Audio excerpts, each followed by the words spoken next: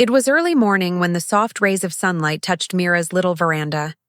The smell of jasmine floated through the air as she carefully arranged marigold garlands on the table. Her hands trembled slightly, not from age but from excitement. Her son Arjun was getting married soon. She had spent nights imagining the rituals, the laughter, the music that would fill their home again. She even ironed her favorite silk sari, the same one she had worn at her own wedding, planning to wear it when welcoming her daughter-in-law into the family. But days turned into weeks, and no invitation came.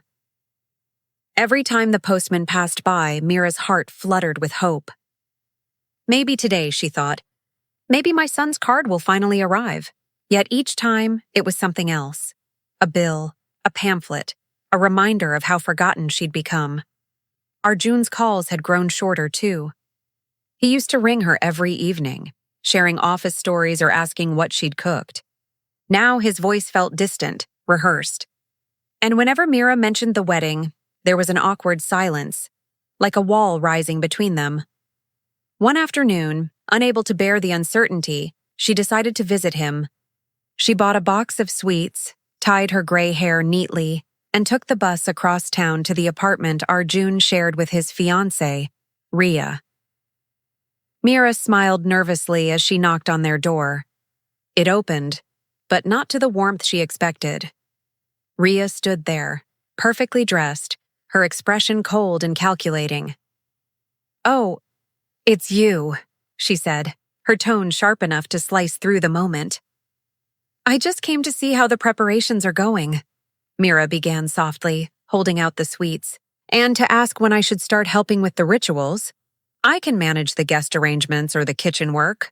But before she could finish, Ria's lips curled into a smirk. "That won't be necessary," she said. "We've already made all the plans. The wedding will be intimate." Mira blinked, confused. "But I haven't even received the invitation yet?" Riya leaned against the doorframe, eyes glinting with amusement. "You'll know soon why there's no need for you there." For a moment, the world around Mira went still. The noise of traffic, the laughter of children in the street, everything blurred. Her hands clutched the sweet box tightly as if holding on to her last piece of dignity. She wanted to ask why. She wanted to call for her son, to make him come and explain. But her throat refused to speak. Riya's cruel smile was the last thing Mira saw before the door closed. Slowly, deliberately, right in her face. As Mira walked back down the stairs, her feet heavy and her heart hollow, she whispered to herself, "Maybe she didn't mean it that way.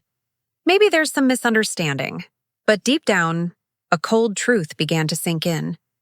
Something was terribly wrong, and Riya's words echoed in her mind long after she reached home. "You'll know soon why there's no need for you there." The next morning, Mira sat quietly on the edge of her bed, staring at the wedding sari folded neatly beside her. It shimmered under the light, a symbol of hope she could no longer bring herself to touch. She tried to convince herself that Riya's words had only been a misunderstanding. Maybe she was stressed. Maybe she didn't mean to sound cruel. A mother's heart, after all, always finds excuses for her child's choices. When Arjun finally called that evening, her heart lifted. Just hearing his name on the screen felt like a small miracle. "Ma," he said quickly, "I've been busy with wedding arrangements." "I understand, Beta," Mira replied gently. I wanted to know if you need any help. I could..." But before she could finish, he interrupted softly. "Everything's under control, Ma. You just rest. I'll come see you soon, okay?" The line went silent before she could say another word. That night, sleep refused to come. She lay awake, thinking of her husband, how proud he had been of Arjun, how he'd dreamed of seeing their boy get married. Mira felt his absence like a wound reopening. She whispered into the dark, "You'd know what to do. You'd never let anyone shut me out." By morning, she made up her mind.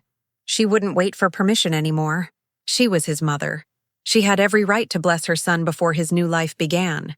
So, she dressed carefully in her pastel sari, pinned her hair back, and took the bus once again. The closer she got to the new house, the heavier her steps became. Her palms grew damp. Her heart quickened. Still, she walked forward, clutching the small silver plate she had prepared for the blessing ceremony. When she reached the doorstep, laughter spilled from inside, a mix of voices, joy, music. For a moment, her heart swelled with relief. Maybe they were just about to invite me in. She raised her hand and knocked gently. The door opened, and there stood Rhea again, her perfect smile as sharp as ever. "Oh, you came," Rhea said, feigning surprise. "How unexpected." "I just wanted to give my blessings," Mira said softly, lifting the silver plate. "A mother's blessings before the wedding. It's tradition." Rhea's smile faded. Her eyes hardened. "Tradition?" she repeated. "Funny you mention that. Because in our wedding, we're doing things differently." Mira looked confused. "Differently, but I am the groom's mother." "Exactly," Rhea snapped, her voice low but venomous. "And that's why there's no space for you here. Not at the rituals, not at the wedding, not anywhere." Mira froze. What do you mean?" Rhea took a step closer, her perfume overwhelming, her tone cutting. "You've done enough already. Arjun doesn't need you controlling things anymore. This is our home now, not yours. You should stay out of it."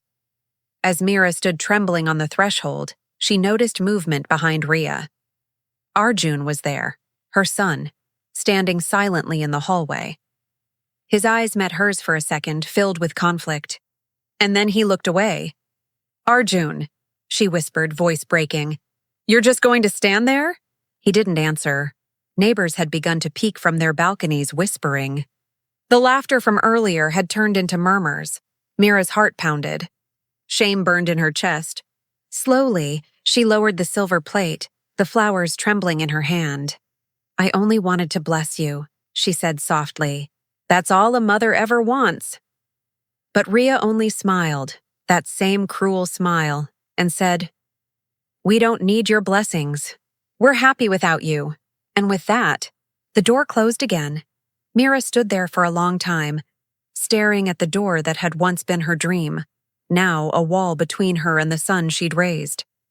When she finally turned to leave, tears blurred her vision.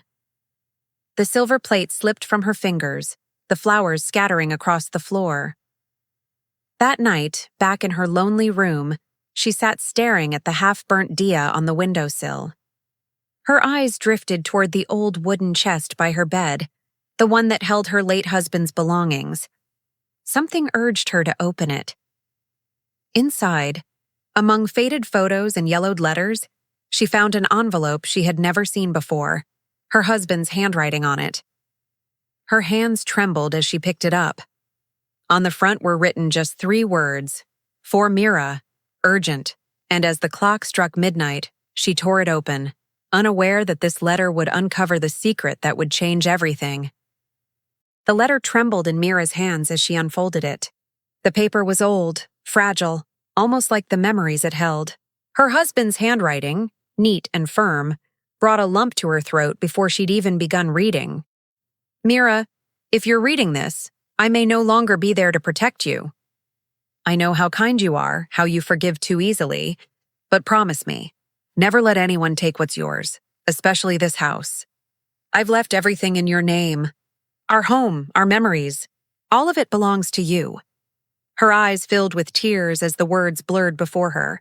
The house, her husband's house, the one Rhea and Arjun now called theirs. He had made her its rightful owner, yet she had never once thought of it that way. She pressed the letter to her heart, whispering through tears, "Why didn't you tell me sooner, Rajesh?" The night stretched endlessly.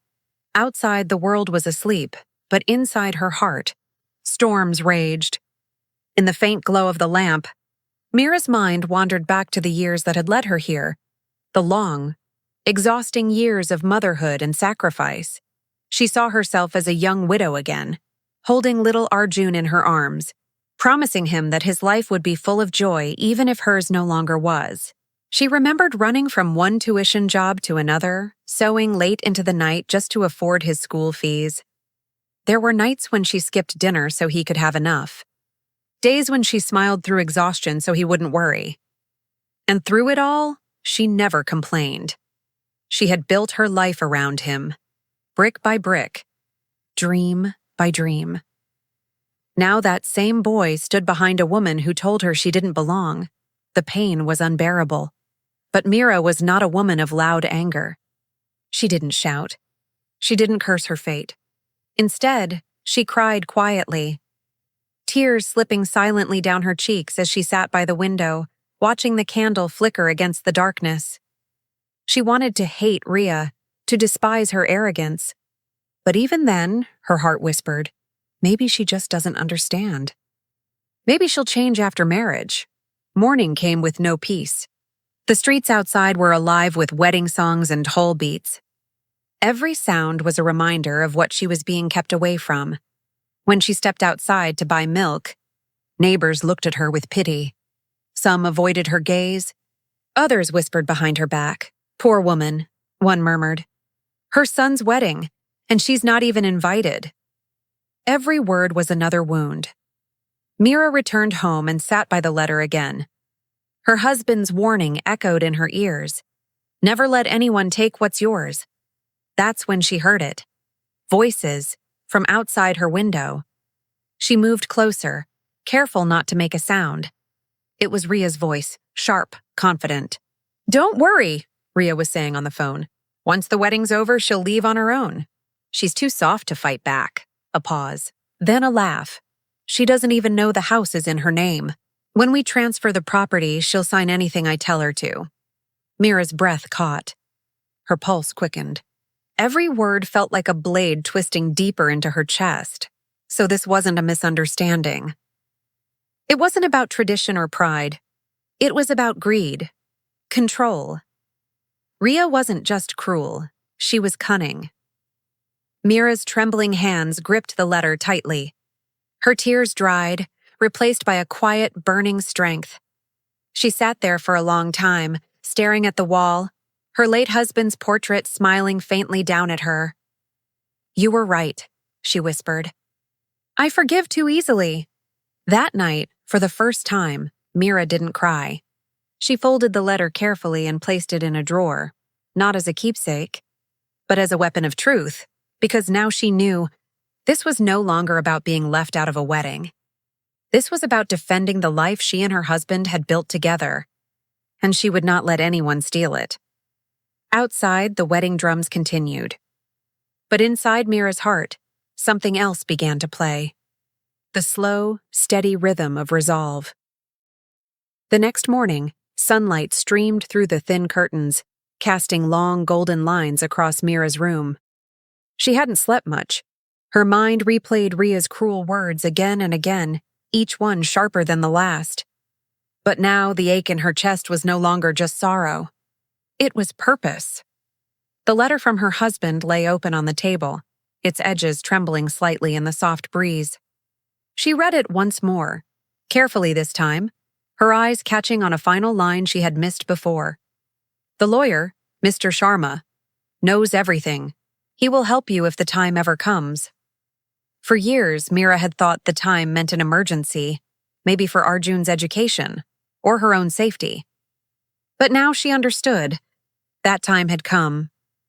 With quiet determination, she folded the letter and tucked it into her handbag. She changed into a plain cotton sari and took the bus downtown, her fingers nervously tracing the worn leather strap of her purse. The city moved around her in a blur. Markets, noise, life, all while she sat still, lost in thought. At the lawyer's office, Mr. Sharma was older now, gray-haired and slightly stooped. But when he saw her, recognition lit up his face. Mrs. Mira Rajesh, he exclaimed kindly. It's been years. What brings you here? Mira hesitated before whispering. You helped my husband make a will, didn't you? Mr. Sharma adjusted his glasses, nodding slowly. Yes, I did. He was a meticulous man, said he wanted his wife to never be left unprotected. Her eyes filled with tears. He said the house was in my name. It is, Mr. Sharma replied, opening a drawer and pulling out a dusty file. Registered, signed, and sealed. The property is entirely yours. No one can take it away unless you choose to give it." For a long moment, Mira couldn't speak. The words sank into her like rain after drought. Relief and heartbreak came together in a single breath. Mr. Sharma continued softly, "Your husband worried this might happen one day, that your kindness would be mistaken for weakness. He wanted me to remind you of something, should anyone ever try to deceive you." He pulled out a note written in her husband's handwriting. "Courage isn't about shouting. Mira, it's about standing still when others try to move you." Mira pressed her palm to the paper, whispering, "Thank you." As she left the office, she felt different, lighter, stronger. The world outside seemed clearer now, not softer, but sharper. She understood that the only way to protect her husband's memory was to protect herself. But as fate would have it, Rhea soon noticed the change. It started with small things. Mira stopped avoiding her calls. She stopped apologizing. When Rhea came by to collect a few documents, Mira met her with calm eyes, the kind that made Rhea uneasy. Then came the moment Rhea couldn't ignore. One afternoon, Mira visited the local temple with a copy of the will tucked safely inside her handbag, unaware that someone was watching her. Across the street, Rhea sat in her car, sunglasses hiding her eyes. She had followed Mira out of suspicion. When she saw the envelope labeled property documents, her heartbeat quickened. Later that evening, when Arjun returned home, Rhea greeted him with tears. "Your mother? She's planning something," she whispered, pretending to tremble. "She's been meeting lawyers. Maybe she wants to sell the house and leave us with nothing." Arjun frowned, confused, but her trembling voice and well-timed sobs painted Mira as the villain. By nightfall, Rhea's plan was set. She began calling relatives, spreading stories that Mira had become unstable since her husband's death, that grief had turned her bitter, unpredictable. The next morning, Mira noticed neighbors whispering again. One of them even asked softly, "Auntie, are you okay? We heard you've been seeing things." She realized then what was happening. Rhea wasn't just after the house. She was trying to destroy her reputation, piece by piece. But this time, Mira didn't crumble. She smiled faintly, as if she finally understood the game. That evening, she lit a small diya by her husband's photo. "They think I'm weak," she murmured. "Let them. I'll let truth be my answer." In the flickering flame, her husband's portrait seemed to smile back at her, proud, steady, reassuring. Outside, wedding preparations echoed faintly in the distance. Drums, laughter, the sound of celebration. But inside Mira's home, a different kind of preparation had begun, not for a wedding, for justice. And somewhere across town, Rhea was already plotting her next move, unaware that Mira now held the one thing that could destroy her lies forever. The wedding morning arrived draped in gold and noise. The house shimmered with flowers, laughter, and the scent of marigold garlands. Drums thundered, guests arrived in glittering saris and tailored suits, and in every corner, whispers of celebration tangled with gossip about the absent mother of the groom.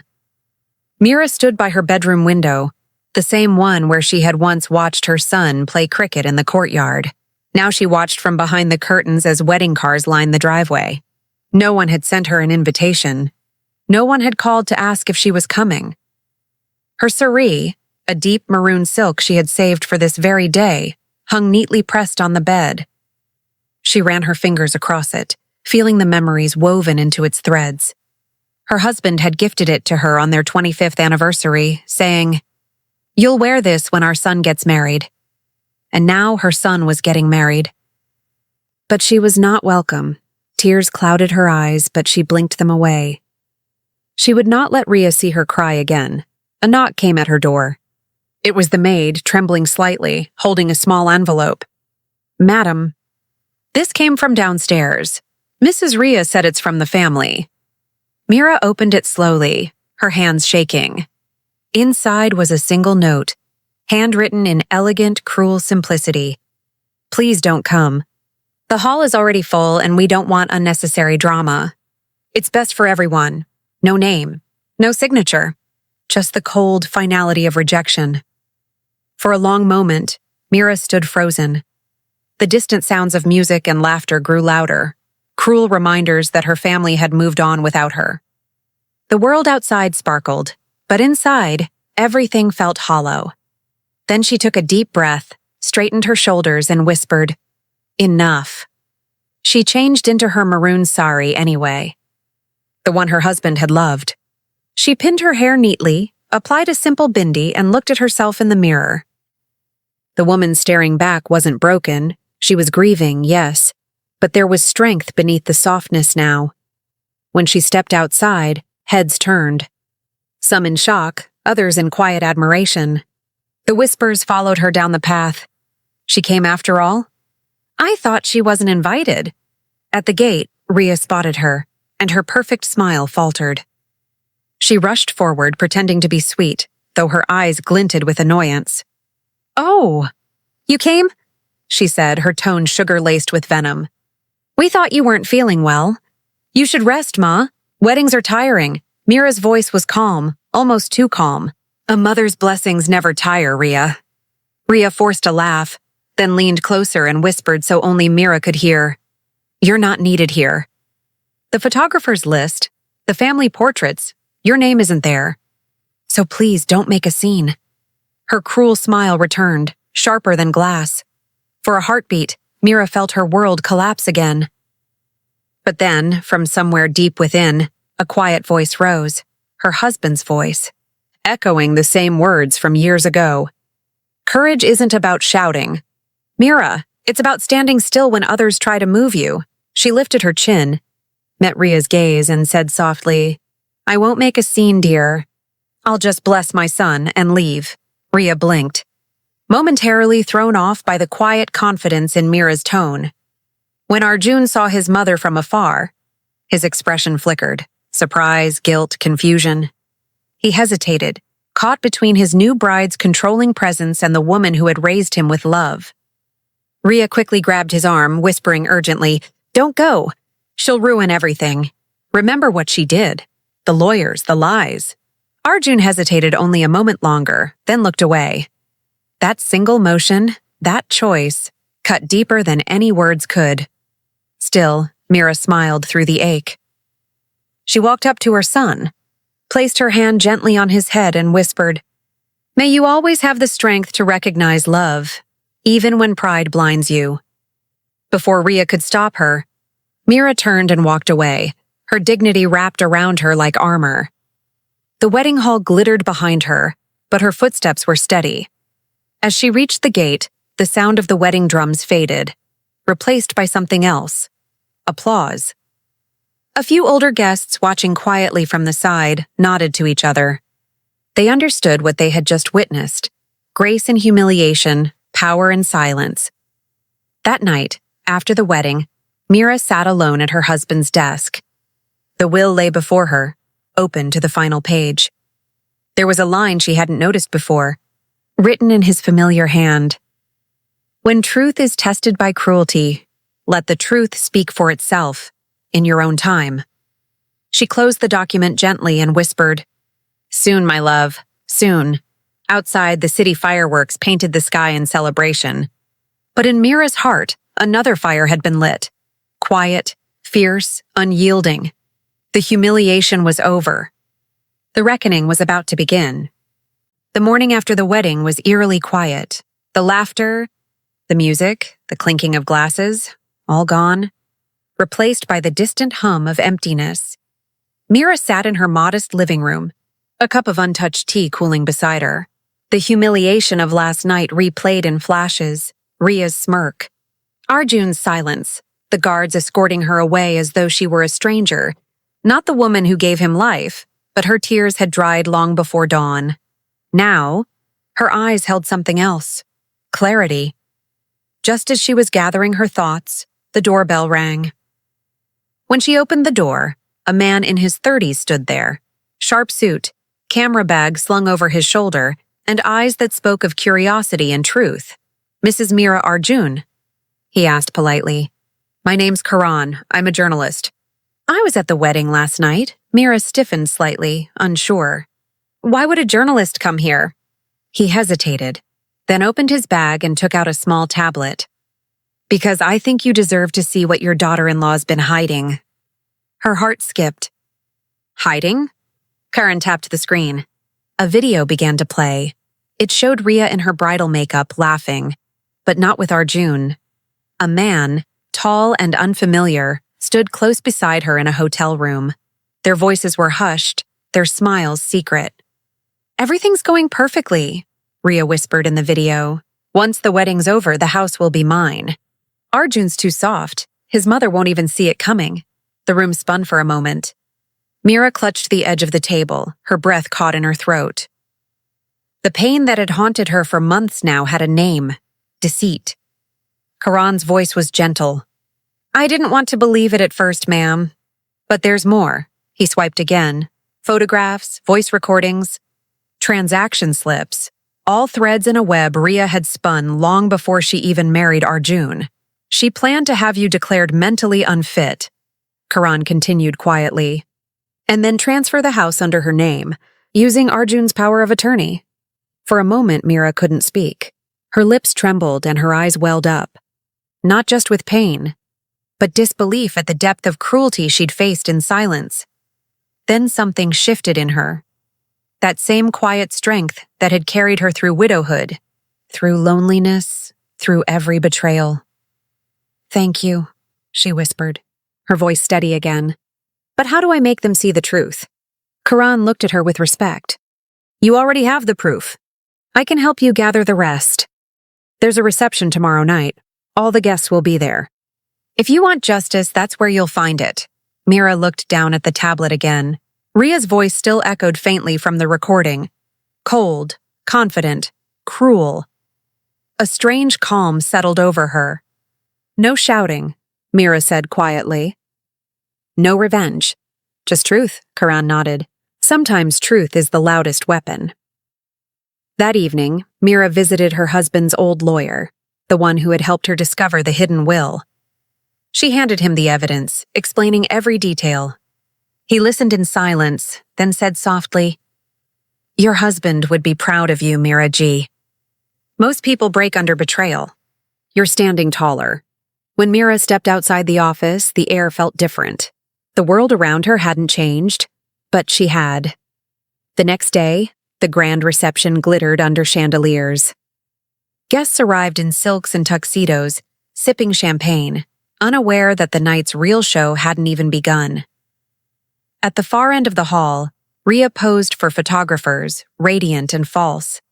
Arjun stood beside her, smiling politely, though the hollowness in his eyes betrayed unease. And then, the crowd stirred.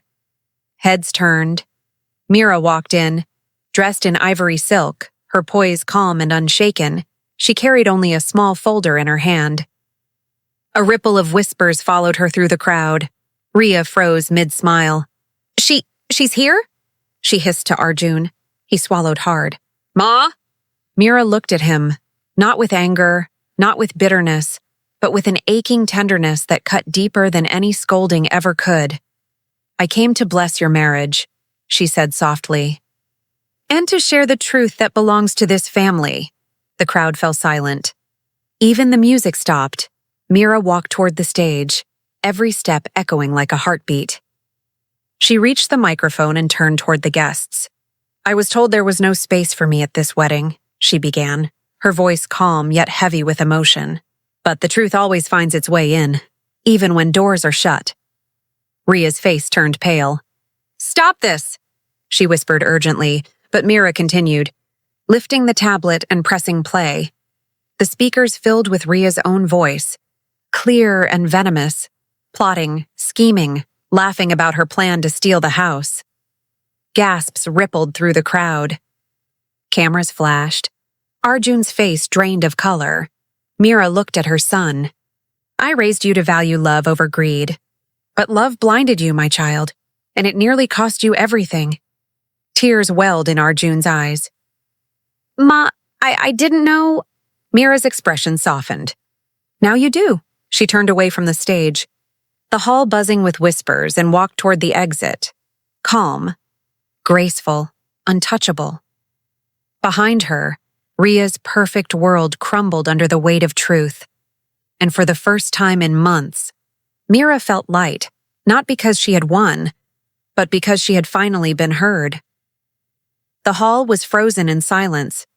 Ria's voice still echoed through the speakers, her own cruel laughter, her wicked plans, her confession of greed laid bare for all to hear. In that moment, every smile in the crowd faded. The whispers that once mocked Mira had turned into gasps of disbelief. Ria stumbled backward, her face pale as the heavy silence pressed down on her. This isn't real, she shouted, trembling. Someone's framing me. But it was too late. Karan, the journalist, stood at the back, holding up the verified documents and audio timestamps. All verified, he said firmly. Your own phone, Mrs. Ria Arjun. A ripple of shock swept through the guests.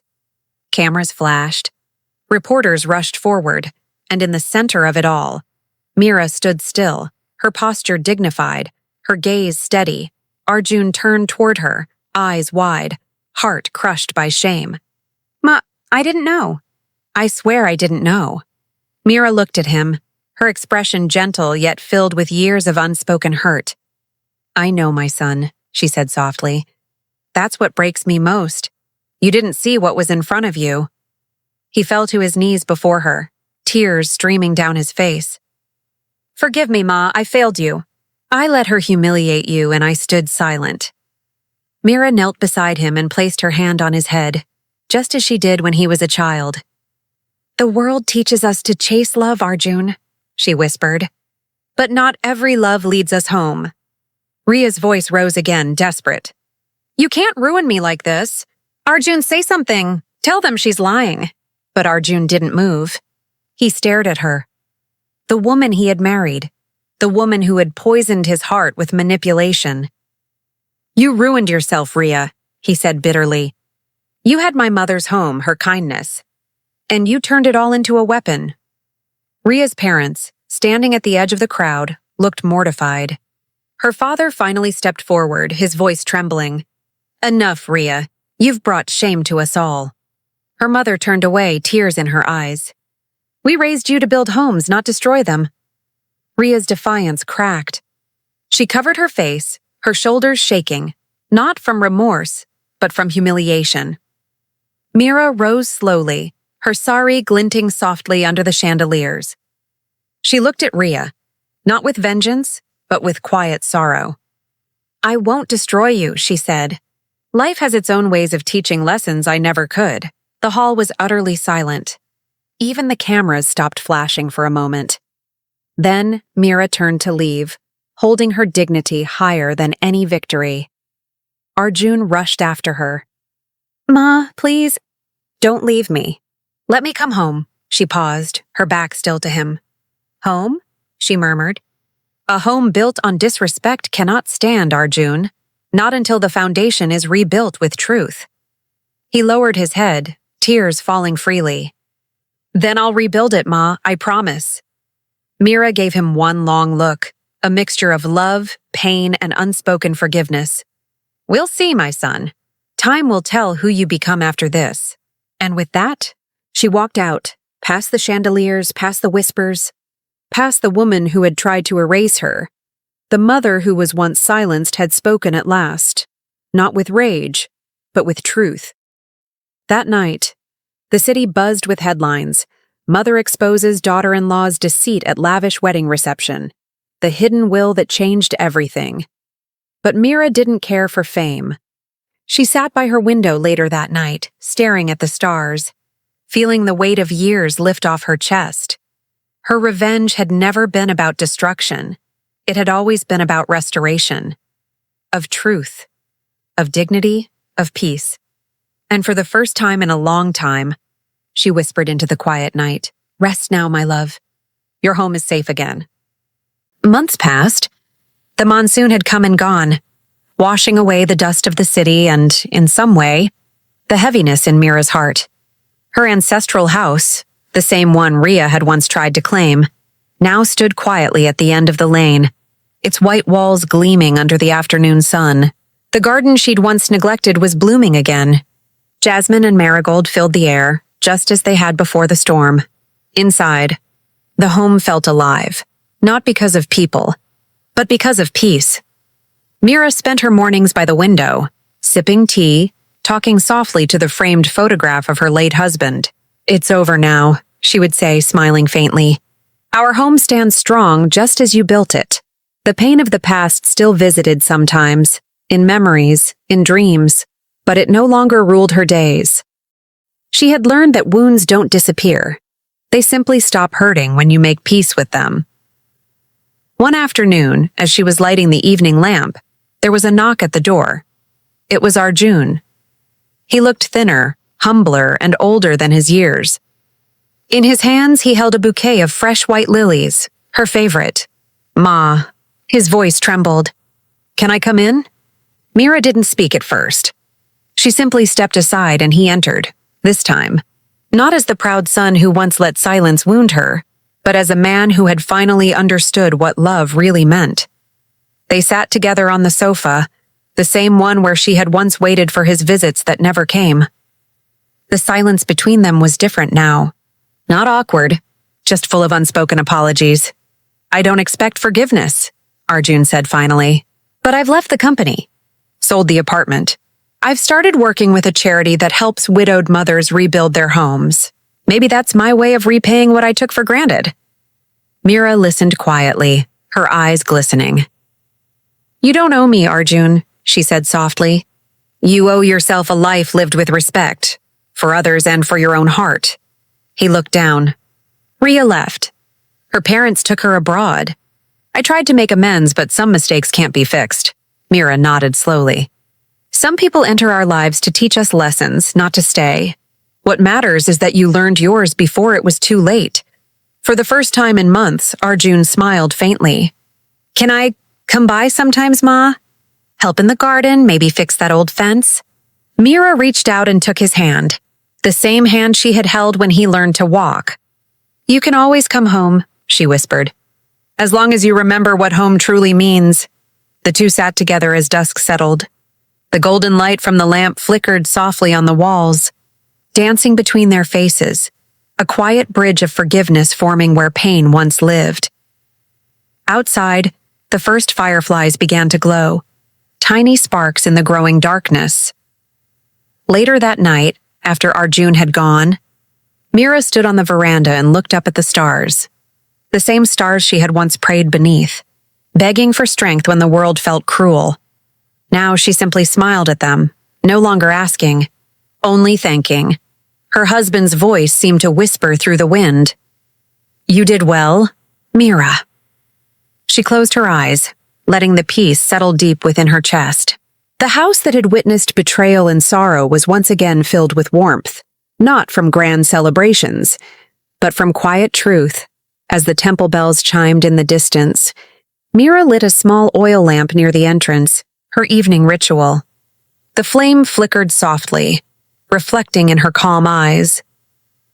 "Forgiveness," she murmured, watching the light dance, "is not weakness. It's freedom." And with that, she turned toward her home, her sanctuary, where every corner carried a story of endurance, every wall a whisper of survival. The mother who had once been told there was no space for her had built a world of her own, a house not of stone, but of peace. And as the final lamp glowed brighter, spilling its warm light across the threshold, it seemed to say what words could not, that love, when pure, always finds its way back home.